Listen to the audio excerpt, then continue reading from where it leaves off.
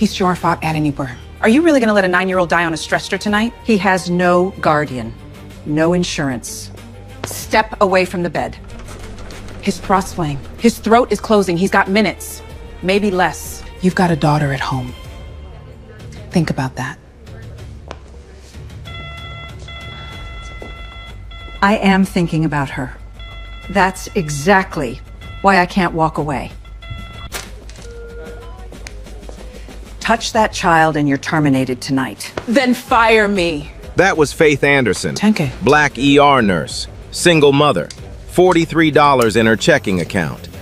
Choosing a stranger's dying child over the only paycheck keeping her lights on. Turkatwa Negresi. She saved his life. And by sunrise, she was carrying a cardboard box through the parking lot in the rain. She had no idea what was already heading her way. Let's rewind. 14 hours before that ambulance pulled in, Faith Anderson woke up at 5:15 in the morning to the sound of crayons on paper. Not real paper, the back of a phone bill. Her daughter Nadia, 6 years old, braids held together with rubber bands because the good hair ties ran out last week, was sitting on the kitchen floor drawing. "Mommy, I made you!" Faith crouched down. The drawing showed a stick figure in blue scrubs holding a giant heart. Underneath, in crooked letters, "My mom saves people." Faith smiled, pinned it on the fridge with the only magnet that still worked. Then she opened the cabinet. One packet of instant oatmeal left. She tore it in half, poured one half into Nadia's bowl, one half into hers, added hot water, stirred both. That was breakfast. She checked her phone while Nadia ate. Bank of America app. Balance, $43.18. Rent due Friday, $680. She locked the screen and put the phone face down on the counter. No panic, no tears, just math she'd been doing her whole life. The kind that never adds up. Faith drove a 2009 Chevy Malibu with a cracked windshield and a passenger door that only opened from the outside. She dropped Nadia at Mrs. Dottie Palmer's house 3 blocks away. Mrs. Palmer was 68, retired, lived alone, and watched Nadia every night shift for free. "You don't have to keep doing this, Mrs. Palmer." "Child, hush. Go save somebody." That was their routine. Had been for 2 years. No contract, no payment, just a woman who believed neighbors are supposed to act like neighbors. Faith pulled into the Grady County Medical parking lot at 6:42 p.m. Night shift, 12 hours ahead of her. She grabbed her badge, locked the car, not that anyone would steal it, and walked through the side entrance. 4 years she'd worked here. 4 years of night shifts, double shifts, holiday shifts nobody else wanted. She'd never called in sick, never been written up, never been promoted either. The ER floor that night was already loud. 2 car accidents backed up in triage. A teenager in Bay 4 hyperventilating through a panic attack. An elderly man in Bay 6 whose IV line had come loose and no one had noticed. Faith noticed. She reclamped the IV without being asked, checked his vitals, adjusted his pillow. The man grabbed her wrist, gently, and said, "Thank you, sweetheart." She nodded, moved on. That was Faith. She didn't do kindness for the audience. She did it because the gap existed and she could fill it. 20 minutes later, she restocked the supply closet that hadn't been touched in 3 days. Gauze, saline bags, gloves. Nobody asked her to do it. Nobody thanked her for it. That was also Faith. Grace Whitmore, early 30s, white, the only nurse on the floor who consistently had Faith's back, found her in the supply closet counting IV kits. "You know you're doing Jenkins' job right now, right?" "Jenkins didn't do it." "That's my point." Grace leaned against the doorframe. "You do twice the work around here and get half the credit. You know that?" Faith shrugged. "The patients don't care about credit." "Yeah, but you should." Faith didn't answer. She finished counting, wrote the number on the clipboard, and walked back to the floor. On her way past the nurse's station, she glanced at the framed photo on the wall. She'd seen it 100 times. Diane Hargrave shaking hands with Randall Cox, the hospital CEO. Both smiling, both in pressed suits, a brass plate underneath, Excellence in Leadership Award, 2022. Faith had never won an award at this hospital. She'd never even been nominated. She didn't think about it. She had 12 hours of work ahead and $43 behind her. Somewhere down the hall, a monitor beeped. Faith walked toward it. That's what she did. Something beeped, something broke, somebody needed help, and Faith walked toward it. Every single time. She just didn't know that tonight, walking toward it was going to change everything. Now, let's talk about Diane Hargrave for a second. Because this story doesn't work if she's just some heartless villain in a pantsuit. She wasn't. Not exactly. Diane was 56, grew up in a small town outside Macon, worked her way up from floor nurse to chief nursing officer over 23 years. She believed, genuinely believed, that protocol was what separated a functioning hospital from a lawsuit waiting to happen. Every rule existed for a reason. Every form had a purpose. Every exception was a crack in the wall. And cracks get people killed. That was her logic. Clean, airtight. Hard to argue with, on paper. But here's what the paper didn't show. In 6 years as CNO, Diane had terminated 14 nurses. 11 of them were Black or Hispanic. The write-ups were always clean. Insubordination, protocol deviation, repeated tardiness. Words that sounded neutral. Words that held up in HR meetings. Words nobody questioned because Diane's paperwork was always perfect. There was a moment, just one, that told you everything. 8 months earlier, a Black orderly named Tony had been written up for restocking a crash cart without logging it first. A white nurse did the same thing the following week. No write-up, no conversation, nothing. Diane signed Tony's disciplinary form without a second read. Not because she hated Tony, because Tony didn't register. He was a line item, a checkbox, a crack she needed to seal. That was the thing about Diane. She wasn't cruel, she was efficient. And in a broken system, efficiency and cruelty wear the same uniform. After her shift, Faith sat in the Malibu in the hospital parking lot. Engine off, lights off, just sitting. She opened the envelope she'd been carrying in her purse for 3 days. Nadia's school, field trip permission slip, fee, $35. $35. That was it. Might as well have said $35,000. She folded it back up, put it in the glove box with the other envelope, a friendly reminder from her landlord. Not an eviction notice. Not yet. But the handwriting was getting less friendly. Faith grew up in foster care in Macon. 3 homes before she turned 12. No family money. No safety net. No one to call when the math didn't work. She put herself through nursing school on Pell Grants and overnight stocking shifts at a warehouse outside Augusta. Slept 4 hours a night for 2 years. Graduated with honors. Nobody came to the ceremony. Her nursing school professor, a woman named Dr. Edith Calloway, once told her something she never forgot. Faith, the best nurse I've ever trained is going to be the one who gets fired for doing the right thing. Faith laughed. That's not a compliment.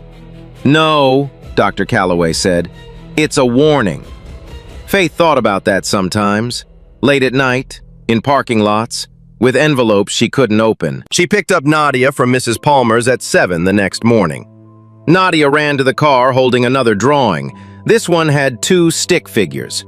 One tall, one small. Both smiling. A red crayon heart floating between them. That's me and you, Mommy, at the hospital. I'm helping you save people. Faith held the drawing for a long time.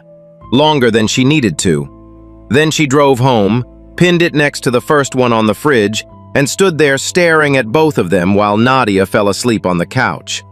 2 drawings, 1 magnet, a refrigerator with almost nothing inside it. Faith turned off the kitchen light.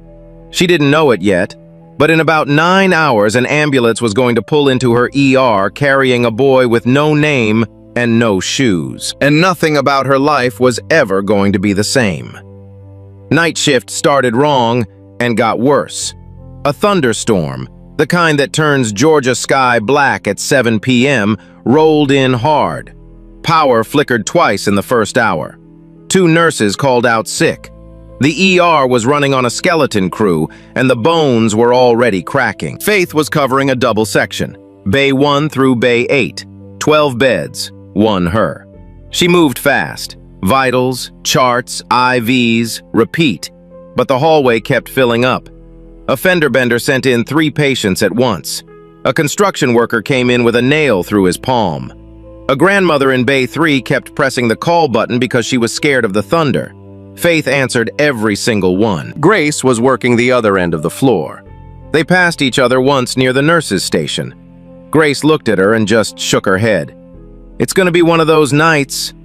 She had no idea. At 11:43 p.m., the back doors of the ER slammed open. 2 paramedics wheeled in a stretcher. On it, a boy, white, small, barefoot. His clothes were soaked through and stuck to his body with red Georgia clay. His eyes were half open but unfocused. His chest rose and fell in short, shallow jerks. The lead paramedic talked fast. Found him on Route 53. Trucker spotted him stumbling on the shoulder in the rain. Disoriented. Severe respiratory distress. No ID, no belongings. He said one word the entire ride. What word? Help. The intake nurse logged him. John Doe, minor, age approximately 9. No insurance, no emergency contact, no guardian, nobody. Faith was the first to examine him. She pulled on gloves and leaned close. His throat was visibly swollen. She could see it without a light. Hives were spreading across his chest and climbing up his neck. His breathing was a thin whistle now. Not a breath, a warning. Classic anaphylaxis. Escalating fast. She checked his pockets. Standard procedure for a John Doe. A cracked cell phone. Dead. A granola bar wrapper partially eaten. Peanut butter flavor. That was probably the trigger. And one more thing. A coin. Small. Bronze. Heavier than it looked. On one side, an eagle with spread wings. On the other, the words 82nd Airborne Division and a motto she didn't recognize. Faith didn't know what a military challenge coin was. She'd never seen one. She set it on the tray beside the bed and turned back to the boy. Hey, can you hear me? Can you tell me your name? His eyes found hers, barely. His lips moved. Caleb. Okay, Caleb. I'm Faith. I'm gonna help you, all right? He tried to nod. Couldn't. She checked the monitor. Oxygen saturation 89%, dropping. Heart rate 132, climbing. He needed epinephrine, not in 5 minutes, not after a phone call. Now! Faith turned toward the supply cart, and that's when she heard the heels. Click, click, click. Diane Hargrave came around the corner like she'd been summoned by the sound of someone about to do the right thing. Clipboard in one hand, reading glasses perched on her nose. She'd already pulled the intake form. She didn't look at the boy, she looked at the chart. John Doe, minor, no guardian on file, no insurance, no authorization. His throat is closing, Faith said. He's in anaphylaxis. I need to push EPI now. You need authorization first. No legal guardian, no consent, no treatment. He's 9 years old and he can't breathe. Then call social services. They'll assign an emergency guardian. Until then, move him to the waiting area. The waiting area? He'll be dead before they pick up the phone. Diane lowered the clipboard, looked at Faith over the top of her glasses. Her voice didn't rise. It didn't need to. I understand you're concerned, Faith, but this hospital has protocols. They exist for a reason. If we treat an unregistered minor without legal consent and something goes wrong, this facility is exposed. I'm not putting a $12 million liability on the table for a John Doe. He has a name. It's Caleb. He has no guardian. That's what matters. Faith took a step closer. What matters is he's dying. Diane's jaw tightened. Let me be very clear. If you touch that child, if you administer anything without authorization, I will terminate you tonight. No hearing, no appeal.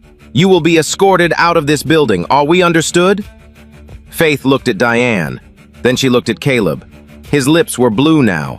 Not turning blue, blue. His fingers were curling inward. The monitor behind him was beeping so fast it almost sounded like a flatline. She thought about Nadia, asleep on Mrs. Palmer's couch right now, rubber bands in her braids, a drawing on the fridge that said, "My mom saves people." She thought about the $43 in her account, the rent due Friday, the field trip money she didn't have. She thought about all of it. And then she stopped thinking. Faith moved fast. She pulled the EpiPen from the crash cart, 0.3 milligrams, auto-injector, standard pediatric dose. She uncapped it, pressed it into Caleb's outer thigh, and held it for 10 seconds. The click echoed in the hallway like a gunshot. Diane didn't move. She stood there, watching, her pen frozen above the clipboard. Faith didn't look at her. She was already starting an IV line, normal saline, wide open.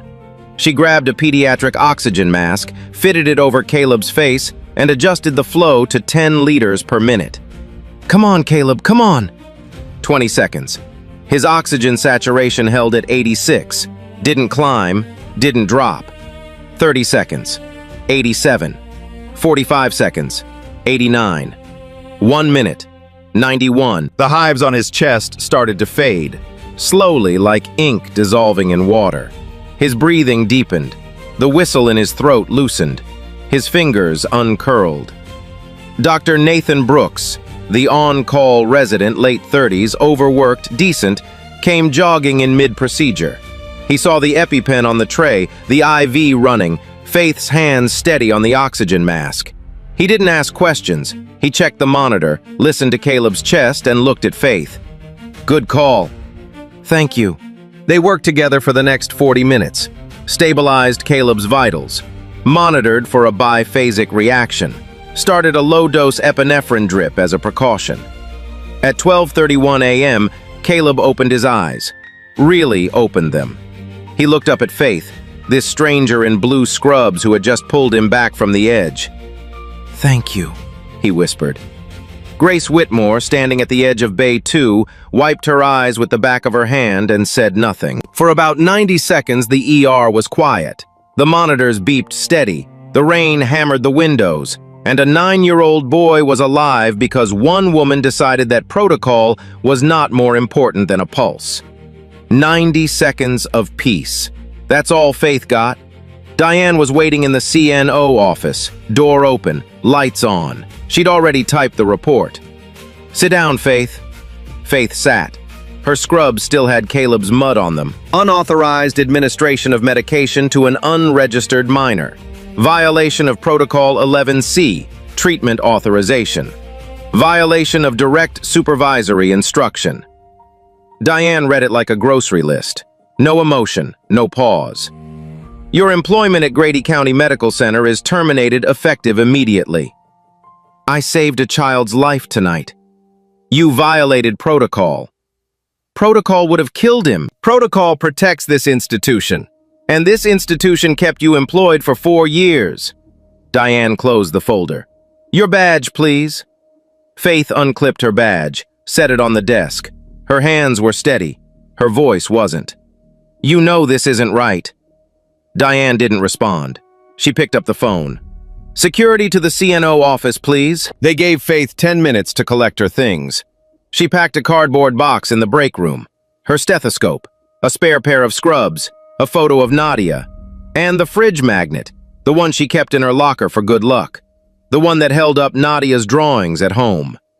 Security walked her to the front entrance. The sliding glass doors opened to a parking lot swimming in rain. It was 4:52 in the morning. The sky was still black. Faith walked to her car, put the box on the passenger seat, sat behind the wheel. She didn't cry. She was too tired to cry, too broke to cry, too everything. She just sat there, rain on the windshield, wipers off. Back inside the hospital, Grace Whitmore stood in the hallway outside the CNO office. Diane had left the termination report on her desk, face up, unsigned copy. Grace looked both ways. Then she took out her phone and took a photo. Quick, quiet. No one saw. She slipped the phone into her pocket and walked back to the floor. She didn't know what she'd do with that photo yet, but she knew she needed it. Something about tonight felt like it wasn't finished. She was right. Morning came like it didn't care what happened the night before. Faith made oatmeal. 1 packet, 2 bowls. Same math, same kitchen. Same magnet holding the same 2 drawings on the same fridge. Nadia sat at the table swinging her legs. "Mommy, how come you're not wearing your blue clothes?" "I have a few days off, baby." "Like a vacation?" "Yeah, like a vacation." Nadia grinned. "Can we go to the park?" "Maybe later." Faith waited until Nadia went to Mrs. Palmer's house to play. Then she sat at the kitchen table, opened her laptop and typed, "Registered nurse jobs near Calhoun, Georgia," into the search bar. 4 listings. She clicked the first one, started the application, got to the question she'd been dreading. "Have you ever been terminated from a previous position?" She stared at it, cursor blinking, for a long time. Then she closed the laptop. Meanwhile, 12 miles away at Grady County Medical, the machine kept running like nothing had happened. Caleb was stable in the pediatric ward. A social worker had been assigned. He was quiet, cooperative. He answered their questions in short sentences and didn't make trouble. But every few hours he asked the same thing.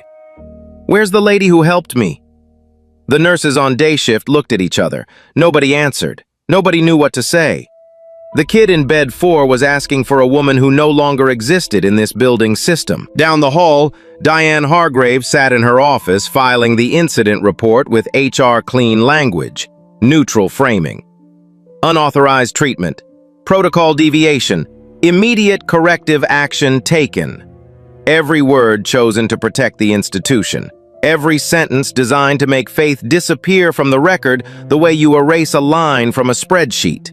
Quick, clean, and without a trace. She emailed the report to Randall Cox. Subject line, Incident Resolution, ER, October 14th. Cox replied in 4 minutes. 1 line, handled, thank you. Diane closed her laptop, picked up her coffee, moved on to the next task. Faith Anderson was already yesterday's problem. At least, that's what they thought. 2 days after the firing, Faith applied to 3 hospitals. Piedmont Regional, 40 miles north. Cartersville Medical, 30 miles east. Advent Health Redmond, 52 miles south. She sent all 3 applications on the same afternoon, tailored each cover letter, attached her certifications. 4 years of clean ER experience. Not a single incident on her record. Until now. All 3 rejected her within 48 hours. The first 2 were form emails. Polite. Generic. "We appreciate your interest but have decided to move forward with other candidates." The third one was different. Faith called the number on the rejection. A woman in HR picked up. Younger, sounded nervous. "I just want to understand," Faith said. "My qualifications match the posting. I have 4 years of ER experience. What happened?" Silence. Then, quietly, "Ma'am, I probably shouldn't be telling you this, but we received a professional conduct alert from your previous employer. It was flagged in the regional nursing network before your application even came in." Faith's stomach dropped. "What kind of alert?" "I can't share the specifics. I'm sorry, I really am." She hung up. Faith sat in her car in the Walmart parking lot where she'd gone to buy ramen and stared at her phone. Diane didn't just fire her, she flagged her, put her name in the system like a warning label on a medicine bottle. Every hospital in a 90-mile radius had already been told, "Don't touch Faith Anderson." This wasn't a termination, it was an execution. Professional, permanent, and designed to make sure Faith never worked in nursing again. Back at Grady County Medical, the reason was becoming clearer. Diane sat across from Randall Cox in his corner office. 3rd floor, mahogany desk, a window overlooking the parking lot where Faith had sat in her car 2 nights ago. Cox was nervous. He was always nervous before audits. "The state accreditation review is in 6 weeks, he said. Any open incidents on file, any protocol violations, any unresolved complaints, they'll flag them. If they dig into this, we're looking at a conditional rating. Maybe worse." "It's handled," Diane said. "The boy?" "Being discharged to social services this afternoon. No treatment record under his intake file. The medication was logged as floor waste." Cox exhaled. And the nurse? Terminated. Conduct alert filed with the regional network. She won't be making noise. Good. Cox straightened his tie. We need this accreditation clean, Diane. The Medicare reimbursement contract alone is worth $4.8 million annually. One flag and the whole thing unravels. I understand. Then make sure there's nothing to find. Diane nodded. She walked out of Cox's office the same way she walked into every room. Straight-backed, heels clicking, clipboard tucked under her arm. Not a villain in a movie, just a woman who'd learned a long time ago that systems reward people who protect the system, even when the system is wrong. Especially when the system is wrong. Faith couldn't make rent. She called her landlord on Thursday. His name was Gerald. He'd been patient before, twice, when she was a few days late. This time she needed a week, maybe 2. Faith, I like you, you're a good tenant, but I got a mortgage on this building too. I know, I just need a little more time. I'll give you 5 days. That's the best I can do. Thank you, Gerald. Don't thank me, just figure it out. She hung up, sat at the kitchen table. The numbers were simple and brutal. $43 in checking, $0 in savings, no income, no job prospects. 5 days. She opened her laptop again, searched for emergency assistance programs in Gordon County, Georgia. Found one. Wait time, 4 to 6 weeks. She closed the laptop. Again. That evening, Mrs. Palmer knocked on the door carrying a foil-covered casserole dish. I didn't ask for that, Mrs. Palmer. Child, I didn't ask if you asked. She walked past Faith, set the dish on the counter, and started pulling plates out of the cabinet like she owned the place. Sit down, eat, and don't say thank you. It makes me feel old. Faith sat. Nadia came running from the bedroom.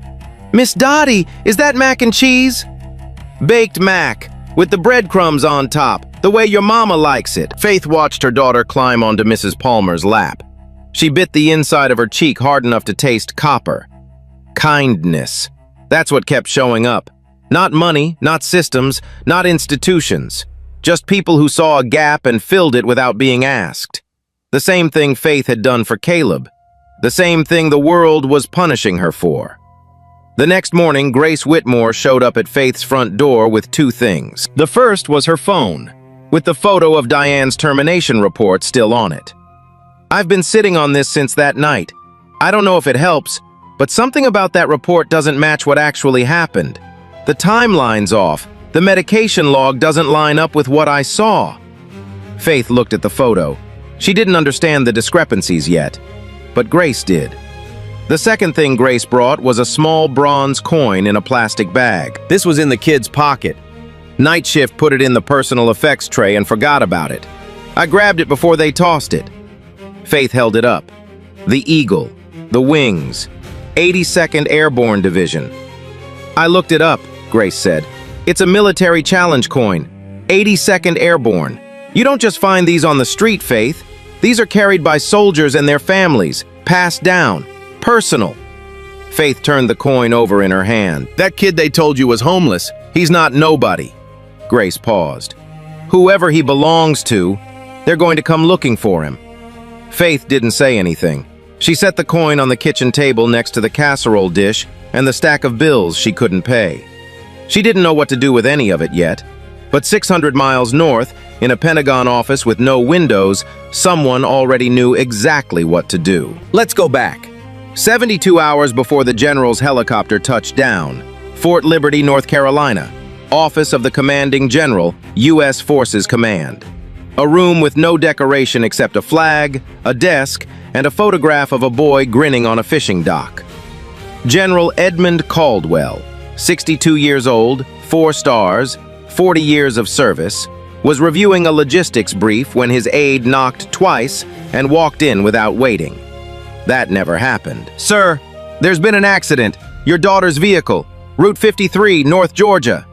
Caldwell stood up. Laura? Conscious, trapped in the vehicle. Emergency crews are on scene, but sir, Caleb wasn't in the car when they reached her. The room went quiet. What do you mean he wasn't in the car? Rear passenger door was open. They think he unbuckled and ran during the storm. Search teams are deploying now. Caldwell picked up the phone. One call to Fort Liberty's Operations Center. One call to the Georgia State Patrol. One call to the 82nd Airborne's Rapid Response Liaison at Robins Air Force Base. No panic. No wasted words. 40 years of command teaches you that fear is a luxury you spend later. Find my grandson. It took them 3 days. Rural Georgia. A thunderstorm that knocked out cell towers across 2 counties. A 9-year-old boy running through woods in the dark with no shoes and a throat swelling shut from a peanut allergy triggered by a granola bar he'd grabbed from the car before he ran. The search teams covered 80 square miles. State troopers, military police, local volunteers, dog units from 3 counties. They found Laura first. She was airlifted to Piedmont, Atlanta with a broken collarbone and a concussion. The first thing she said when she could speak, "Where's Caleb? Please find Caleb." They traced him through the ambulance dispatch log. A trucker had picked up a 911 call about a child on the shoulder of Route 53 at 11:38 p.m. Ambulance dispatched to Grady County Medical Center. Arrival time, 11:43 p.m. By the time the military liaison confirmed Caleb's location, a live, stable, pediatric ward, General Caldwell was already in the air. The Black Hawk touched down on Grady County Medical's helipad at 9 a.m. on a Thursday morning. That helipad had never been used, not once. It was a faded circle of paint on the roof that everyone assumed was decorative. The sound came first. A deep, rhythmic chop that rattled the windows on the 3rd floor and made every head in the parking lot turn upward. Then the wind, hard enough to scatter loose papers off the front desk inside the lobby. Then the helicopter itself, settling onto the roof like something out of a world this hospital had never touched. 2 aides stepped out first. Then Colonel Irene Sullivan, JAG officer, tall, expression of a woman who'd already started building a case before her boots hit the ground. Then the general. Randall Cox met him in the lobby personally. Tie straightened, hands slightly trembling. He'd Googled Edmund Caldwell 14 minutes ago and hadn't blinked since. "General Caldwell, it's an honor. Your grandson is stable and..." "Where is he?" "Pediatric ward, 3rd floor. I'll take you myself." Diane Hargrave was summoned. She appeared within minutes, composed, clipboard ready, wearing the same expression she wore for every situation she believed she controlled. She gave the general a summary. Sanitized. Professional. The boy was brought in as a John Doe. Social services was contacted. Proper steps were taken. Everything handled by the book. Caldwell listened without interrupting. He watched her face while she talked. 40 years of reading people in briefing rooms, war zones, and Senate hearings. He could tell when someone was giving him a report and when someone was giving him a performance. Diane was giving him a performance. He didn't say a word. He nodded once and followed Cox to the 3rd floor. Caleb was sitting up in bed when the door opened. His face broke open. "Grandpa!" Caldwell crossed the room in 3 steps and wrapped both arms around the boy. Held him. Didn't speak. Just held him. Then Caleb said it. "Grandpa, a lady saved me. She helped me breathe. But they made her leave." The general pulled back, looked at his grandson. "What do you mean they made her leave?" "She's gone. I kept asking and nobody would tell me where she went." Caldwell turned to Colonel Sullivan. His voice was low, calm, the kind of calm that moves entire battalions. "Find out who she is. Find out what happened. Find out everything." Colonel Irene Sullivan didn't need a week. She needed 26 hours. Military JAG officers are trained to build cases under pressure. Courts-martial, international incidents, classified operations. A mid-tier hospital in rural Georgia with sloppy record-keeping wasn't exactly the Pentagon. She started with the termination report, the one Diane filed with HR. Then she compared it to the photo Grace Whitmore had taken that night. 2 versions of the same document, different timestamps, different medication logs. The official report said Faith administered treatment at 12:15 a.m. The original, the one Grace photographed before Diane edited it, said 11:51 a.m., a 24-minute gap. Enough time to rewrite a narrative. Sullivan pulled employment records next. 6 years of terminations under Diane Hargrave's authority. 14 total. She laid them out on a table in her hotel room and sorted them by one variable. 11 out of 14, Black or Hispanic. The 3 white nurses who were terminated had documented histories, repeated no-shows, medication errors with patient harm. The 11 nurses of color? Write-ups for things like failure to log supply restocking, unapproved deviation from intake procedure, insubordination, verbal, paper thin, every single one. Sullivan then subpoenaed the hospital's internal email server through a federal records request, the kind that a 4-star general's legal team can push through in hours, not months. She found what she was looking for in Diane's sent folder, an email to Randall Cox, dated the morning after Faith's firing. Subject line, Incident Resolution, ER, October 14th. Treatment record for John Doe Minor has been reclassified as floor waste. No billable event on file. Conduct alert filed with regional network. This should not surface during the accreditation review. Sullivan read it twice. Then she picked up the phone and called General Caldwell. Sir, it's worse than we thought. Caldwell made one call. Senator Elaine Bradshaw, chair of the Senate Veterans Affairs Committee, member of the Health and Human Services Oversight Subcommittee. He didn't ask for a favor. He presented facts. Bradshaw did the rest. 6 days after Faith was fired, a black sedan pulled into the Grady County Medical parking lot at 8:04 a.m. No appointment, no warning. 2 people stepped out. The first was a state health board inspector named Dorothy Callahan. Gray suit, reading glasses on a chain, a briefcase that looked like it had ended careers before. The second was a representative from the Federal Office of Civil Rights. His name was Vernon Ellis. He didn't carry a briefcase. He carried a tablet with 14 personnel files already loaded on it. Randall Cox was pulled from a budget meeting. Diane Hargrave was summoned from the second floor. They were placed in the same conference room, opposite sides of the table. Callahan opened her briefcase. She didn't make small talk. Mr. Cox, Ms. Hargrave, we're here to discuss a pattern of employment practices at this facility, specifically terminations authorized by the chief nursing officer over the past 6 years. Cox's face went white. Diane's didn't. Not yet. I'm not sure what you're referring to, Diane said. All terminations followed established protocol and were reviewed by HR. Ellis tapped his tablet. Of 14 nurses terminated under your direct authority, 11 were Black or Hispanic. The statistical probability of this distribution occurring by chance, given your facility's workforce demographics, is less than 1.8%. Diane's pen stopped moving. We've also obtained internal communications between yourself and Mr. Cox discussing the reclassification of a patient treatment record to avoid accreditation scrutiny. Callahan placed a printed copy of the email on the table. Would you like to explain the phrase reclassified as floor waste? Silence. Cox leaned forward. I think we should have our legal counsel present before... Your legal counsel has been notified, Ellis said. They're welcome to join, but this review is proceeding regardless. Callahan turned back to Diane.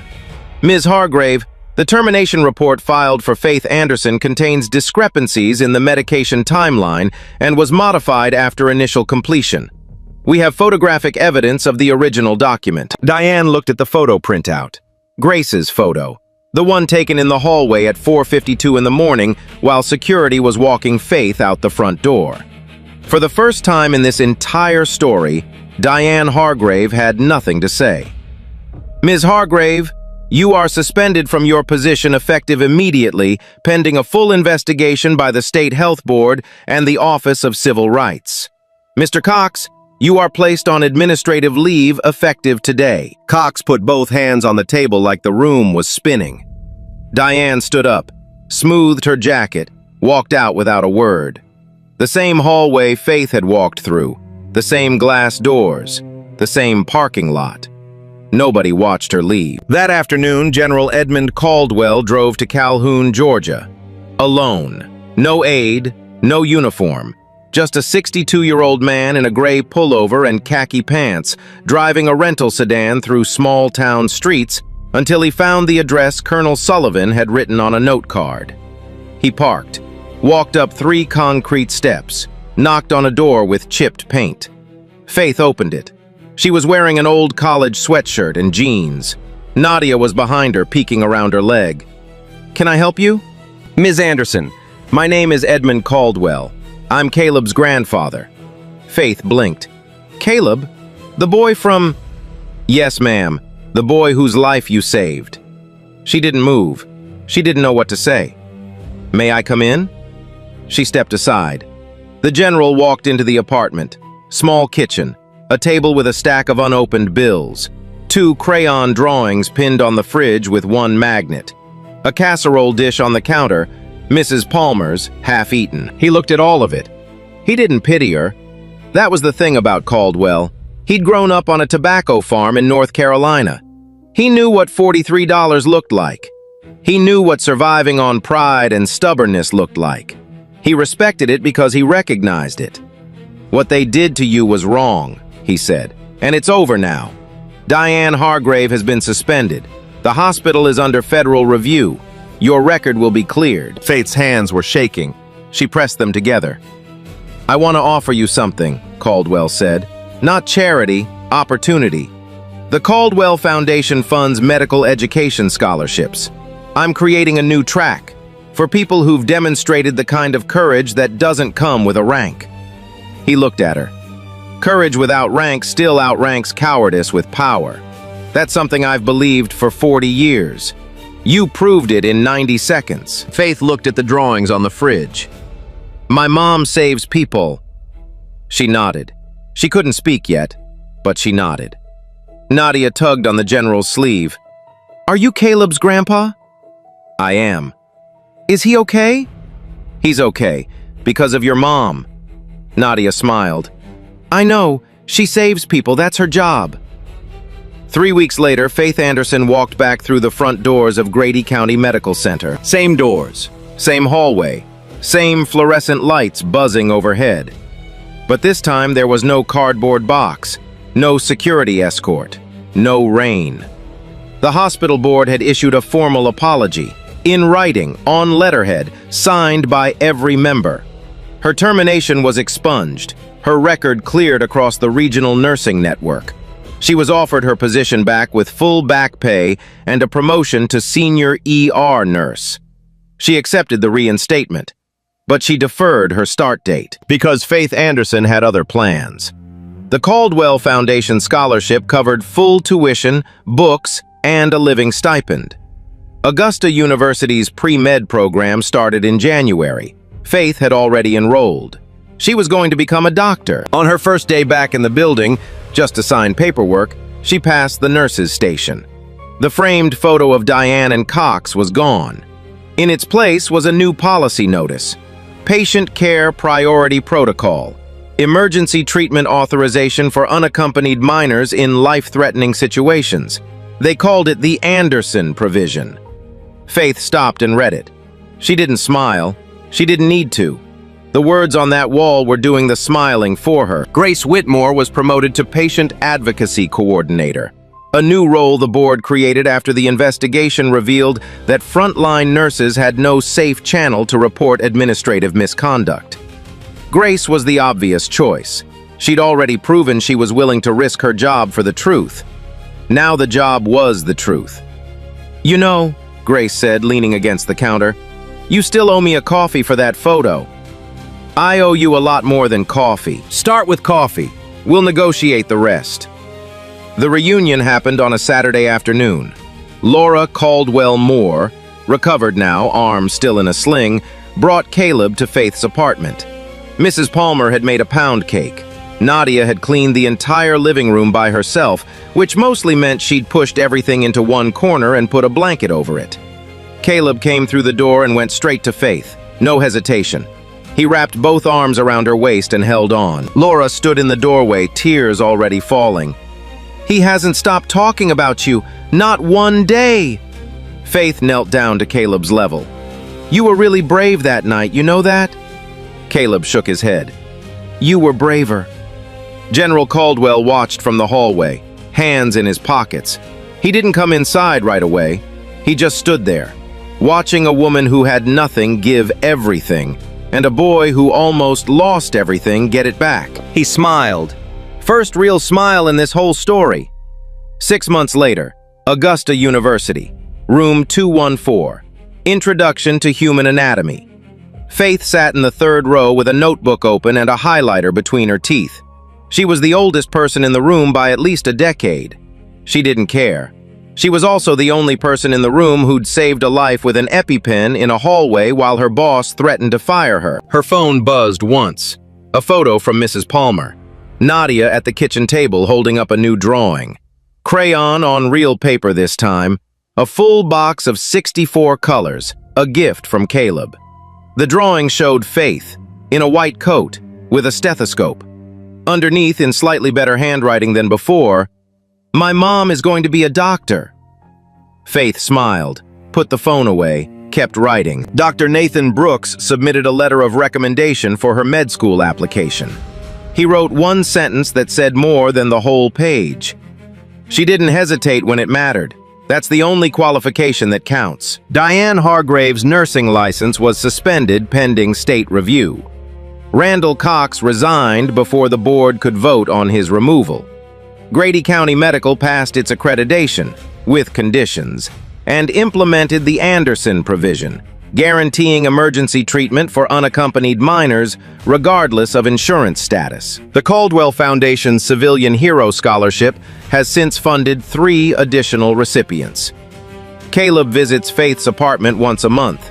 Mrs. Palmer always makes pound cake. Nadia and Caleb argue about crayons.